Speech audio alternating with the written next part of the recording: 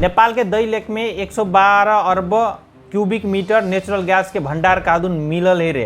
ये धमाधम न्यूज आ रहा है, मगर रियलिटी में कहूँ ना, इनमें 1% मात्र चमत्कार है और 99% गलत अफवाह झूठ एते मात्र एते बुझलू कि नेपाल सरकार के नया ड्रामा है कि नेपाल सरकार 21 अरब रुपया फिर कर्जा लेवे जा रहा है, ओकरे गुमराह करे के लागी जनता के मूर्ख बना रहा है।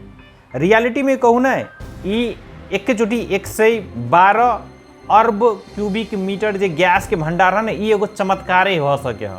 ये रियलिटी से बहुत दूर है कि नेपाल के जियोग्राफिकली बनावट देखियो ने तो एते भंडार हो ही नहीं सके एठमन।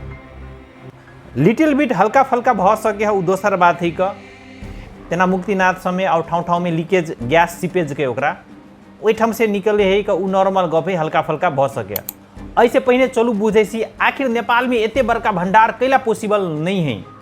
तो देखियो नेचुरल गैस जो हाइड्रोकार्बन है वही में से बने और ई केना बने हैं आप कह रहा छी। देखियो जते भी जीव जंतु वनस्पति जो मर जाए, मरला के बाद जमीन के अंदर में बहुत दिन तक रहे हाई प्रेशर और टेम्परेचर में, वही के बाद अरबों हजारों करोड़ों साल के बाद वो हाइड्रोकार्बन बने और ओकरा कहीं कच्चा तेल, वह कच्चा तेल में से डीजल पेट्रोल गैस सब बने ही का। हाँ, नेपाल समुद्र के किनारे में रहती तो दूसर बात है, मगर समुद्र लेवल से इतने ऊपर के ठाव में इतने बड़का भंडार एगो चमत्कार है यार। तो ये चमत्कारे है या एगो नया ड्रामा और झूठ है?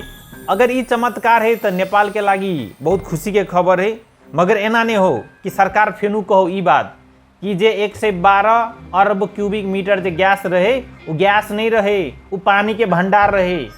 भाई नेपाल सरकार इहो कहेला टाइम नहीं लगे, तो हवा ताल में ये ना है वो ना है, ये चीज़ हमरा लग रहा अफवाह जहन लग रहा।